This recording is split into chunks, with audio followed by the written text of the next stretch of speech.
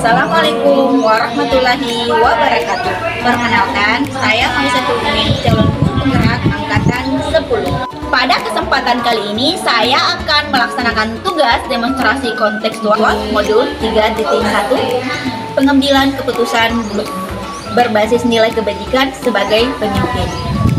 Pada kesempatan ini saya akan mewawancarai dua kepala sekolah, yakni kepala sekolah dari SDN 345 Samagorek, yaitu Ibu Rosmawati SPD, dan kepala sekolah dari 142 Paku Balaho, yaitu Ibu Nur Hatidah SPD. Selamat menyaksikan.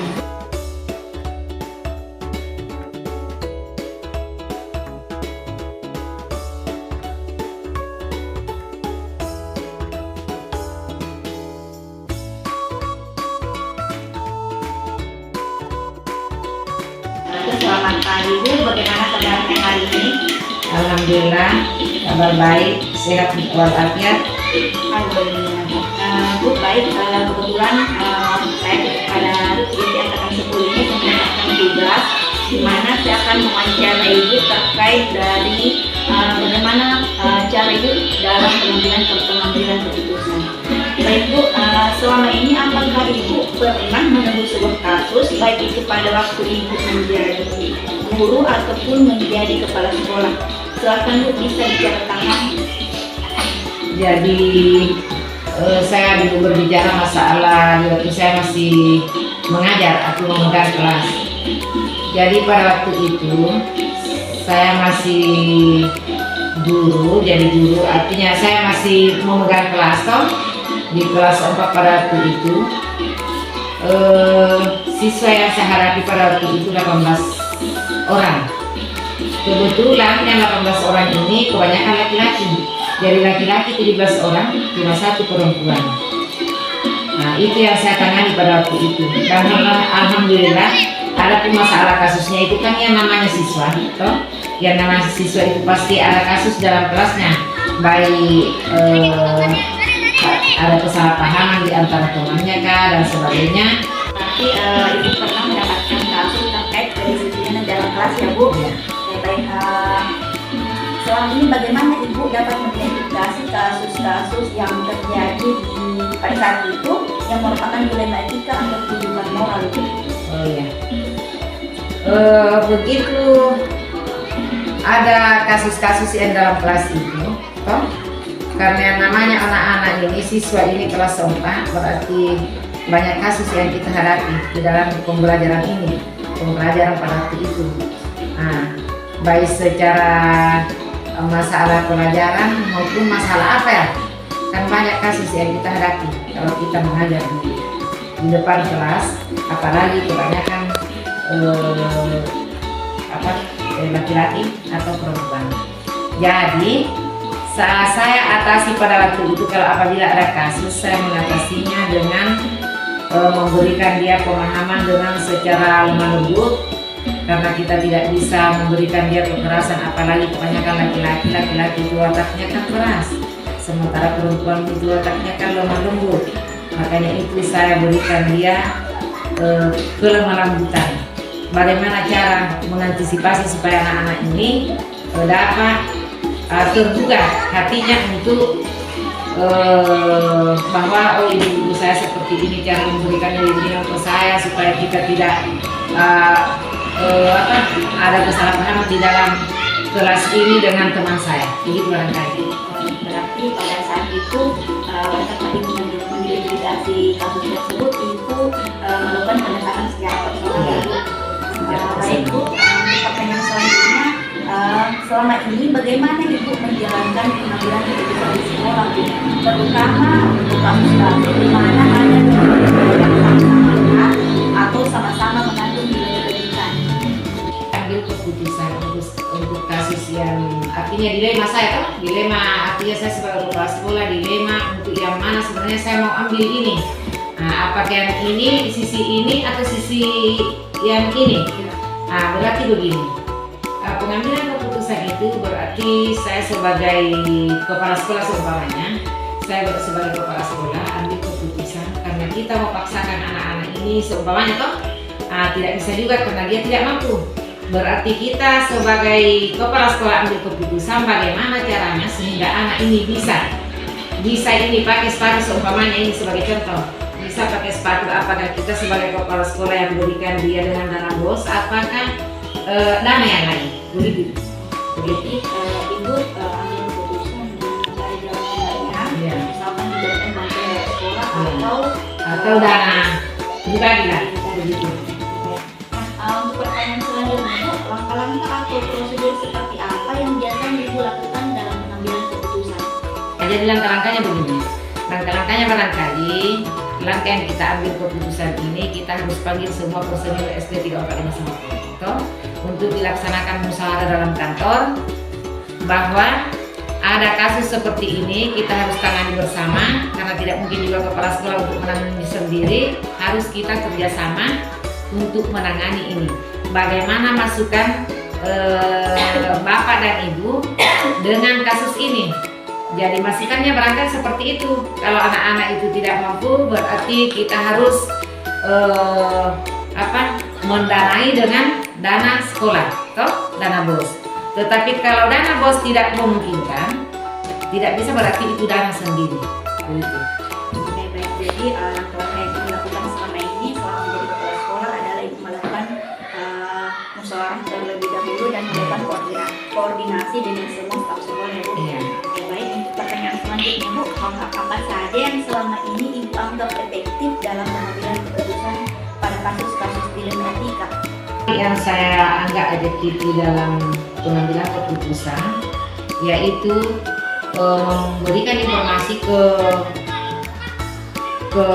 Bapak dan Ibu toh, artinya guru-guru yang ada SD 345 Samator ini, bahwa kedatangan Bapak dan Ibu artinya harus jam sekian supaya bisa memberikan anak-anak taruhlah kebersihan apa dan sebagainya, artinya memerintahkan bahwa siapa yang bertugas dalam kelasnya. Terus berarti jam 7 itu harus Bapak dan Ibu guru ada di sekolah. Itu kan pendisiplinan waktu. Yang kedua adalah pembelajaran dimulai dalam kelas itu kan jam 7.30. Berarti antara guru dan anak ini harus saling berkomunikasi di situ, bahwa saya jam 7 saya hadir di sini, saya datang di sekolah untuk memberikan anak-anakku sekalian baik tugas-tugas yang ada di dalam kelas maupun di luar, dan anak-anakku sekalian pembelajarannya yang dimulai itu dalam kelasnya adalah jam 7.30. Baik, berarti yang selama ini yang untuk lakukan yang paling efektif itu adalah memberikan informasi dan melakukan komunikasi Iya. dulu ya Bu. Baik, untuk pertanyaan selanjutnya, hal-hal apa saja yang selama ini menjadi tantangan dalam pengambilan keputusan pada kasus-kasus dilema etika? Barangkali begini. Jadi adalah aturan dan kebijakan barangkali kebutuhan untuk melampaui aturan dalam situasi seperti melindungi siswa yang dianiaya di rumahnya, toh? Artinya ini apabila ada siswa yang dianiaya di rumahnya, makanya acara kebijakannya, maka kita ambil kebijakan di sekolah bersama kepala sekolah dengan guru menghadapi anak-anak ini. Kita dengan pengalaman, apakah kita panggil orang tuanya ke sini bahwa kita tidak bisa memberikan anak-anak seperti ini dengan kekerasan seperti itu, toh? Nah, terus keputusan administrator bertentangan dengan etika pribadi atau profesional, perilaku rekan kerja, toh? Perilaku diskriminatif rekan kerja terhadap staf dan siswa, itu kita harus tangani sama kepala sekolah. Kan biasa ada rekan kerja kita ini dengan temannya apa dan sebagainya, berarti itulah kasus yang kita harus selesaikan bersama-sama. Itu langkahnya.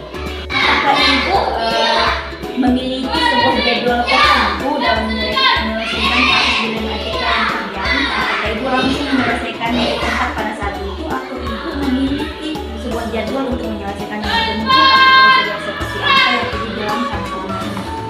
Begini barangkali, artinya kalau ada kasus ini nih, kalau ada kasus-kasus seperti itu barangkali kita tidak langsung mengambil keputusan. Kita harus cari solusinya mana, solusi yang terbaik untuk kita lakukan bersama itu. Dan jangan sampai di situ ada kesalahpahaman, betul? Berarti kita harus tunggu waktu yang tepat untuk kita bersama membicarakan masalah itu. Barangkali. Jadi pada saat ibu ada sebuah kasus, ibu tidak langsung merasakan pada saat itu ibu memilih untuk mencari informasi terlebih dahulu agar tidak ada prasangka yang prasangka yang kita tidak inginkan. Untuk pertanyaan selanjutnya ibu, adakah seseorang atau faktor-faktor yang selama ini yang mempermudah ibu dalam membantu dalam pengambilan keputusan ibu? Barangkali faktor yang selama ini mempermudah atau membantu ibu dalam pengambilan keputusan bisa kita berkolaborasi dengan ketua komite, ketua komite atau masyarakat yang ada di sekitar sekolah kita. Paling tidak juga guru-guru yang ada secara populer yang ada di 345 sama ini. Jadi itu barangkali. Selama ini yang membantu ibu adalah ketua komite masyarakat dan guru sekolah.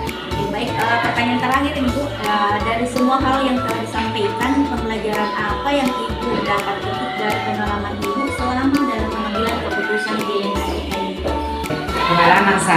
Pengalaman saya sebagai mengambil keputusan di Dilema Etika, sebuah persoalan bisa barangkali dibicarakan, jalan keluarnya toh jika kita diskusikan bersama dengan teman-teman, bersama dengan mengacu pada aturan yang berlaku dan mempertimbangkan dampak baiknya atau buruknya, di mana dampak buruk yang paling minimal yang kita ambil. Jadi yang kita harus ambil ini adalah dampak baik, agar supaya kita yang ada di dalam lingkungan sekolah ini 345 sama korek dapat aman dan tidak ada kesukaran dalam menghadapi segala sesuatunya.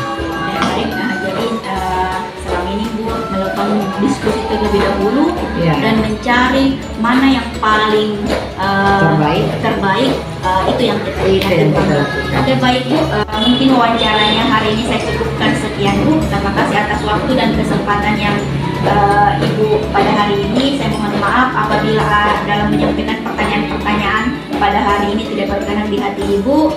Semua kesalahan datangnya dari saya mohon maaf yang sebesar-besarnya. Saya tutup ya Bu. Assalamualaikum warahmatullahi wabarakatuh. Waalaikumsalam.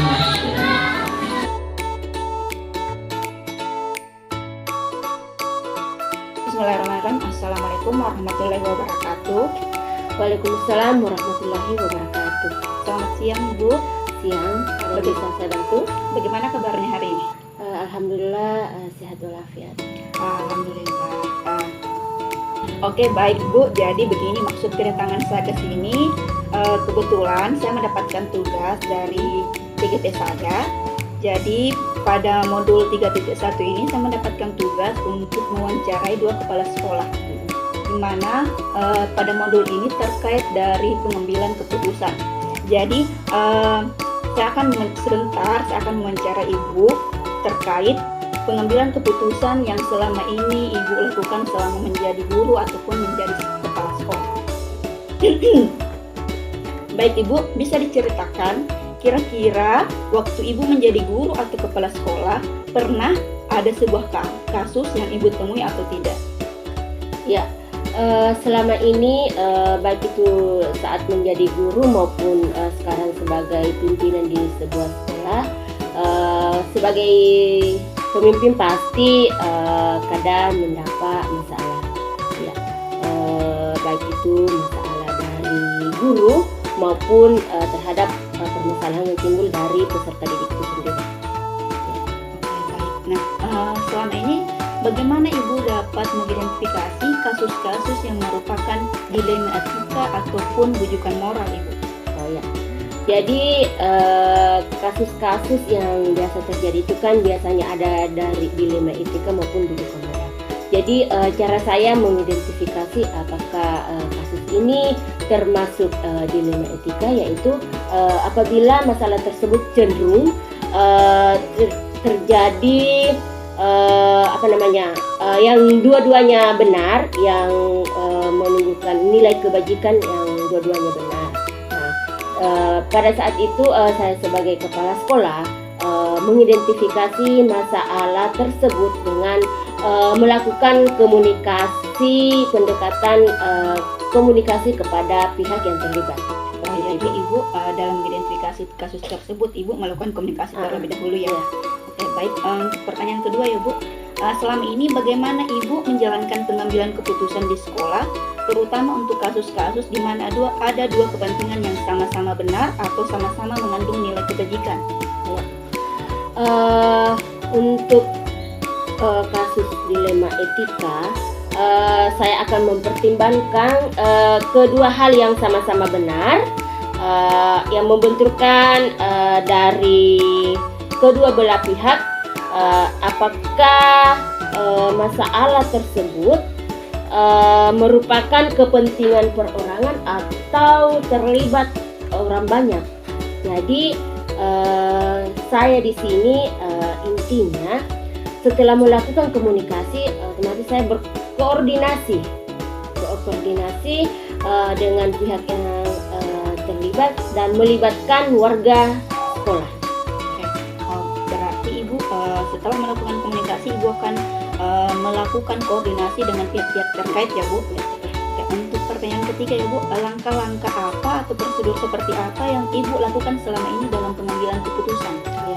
Jadi sebelum saya melakukan pengambilan keputusan, yang pertama saya lakukan setelah melakukan komunikasi, koordinasi, saya mengumpulkan bukti-bukti berupa fakta-fakta yang terjadi di lapangan yang mengakibatkan permasalahan tersebut terjadi. Jadi sesuai dengan fakta. Jadi kedua belah pihak saya duduk bersama untuk mencari fakta kebenaran dari permasalahan tersebut. Jadi Ibu akan melakukan mencari informasi terkait fakta-fakta yang terjadi pada kasus tersebut ya Bu. Nah, untuk pertanyaan selanjutnya nih Bu, hal-hal apa saja yang selama ini Ibu anggap efektif dalam pengambilan keputusan pada kasus-kasus dilema etika? Yang selama ini saya anggap efektif yaitu satu permasalahan menurut saya tidak boleh dibesar-besarkan, tetapi kita menyederhanakan permasalahan tersebut, menyederhanakan pokok permasalahan dan membangun komunikasi serta rasa bijak yang tinggi sebagai seorang pemimpin di sebuah sekolah. Jadi sebagai seorang pemimpin kita tidak boleh membesar-besarkan suatu masalah, tetapi kita harus bijak dalam mengatasi suatu masalah tersebut. Oke, untuk pertanyaan selanjutnya Bu, hal-hal apa saja yang selama ini yang Ibu anggap merupakan tantangan dalam pengambilan keputusan terkhusus pada kasus-kasus dilema etika? Ya, tantangannya ketika pengambilan keputusan biasanya saya susah karena terkait perasaan seseorang. Ya, terkait perasaan seseorang di mana biasanya kan semua pihak tidak bisa menerima keputusan dengan ikhlas, dengan lapang dada. Jadi itu merupakan tantangan berat bagi saya. Bagaimana cara saya supaya kedua belah pihak tidak ada yang merasa dirugikan dan sama-sama diuntungkan seperti itu. Jadi dalam hal ini Ibu harus menjaga perasaan. Oke, baik. Apakah Ibu memiliki sebuah tata krama atau jadwal tertentu dalam sebuah penyelesaian kasus dilema etika? Apakah Ibu langsung menyelesaikan di tempat ketika Ibu mendapatkan sebuah kasus, atau Ibu membuat jadwal terlebih dahulu, serta bentuk atau prosedur seperti apa yang Ibu lakukan selama ini selama menjadi kepala sekolah dalam pengambilan keputusan? Ya.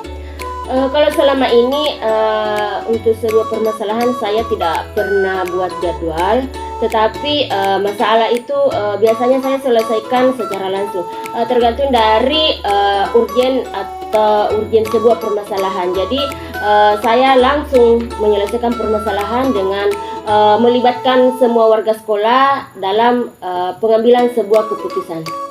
Ya, jadi keputusan terkait dari penyelesaian kasus yang misalkan ada di sekolah Ibu, jadi Ibu akan lakukan secara langsung, tetapi tetap berkoordinasi dengan pihak stakeholder sekolah ya Bu.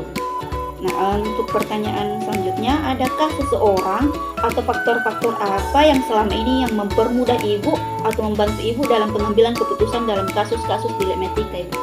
Ya.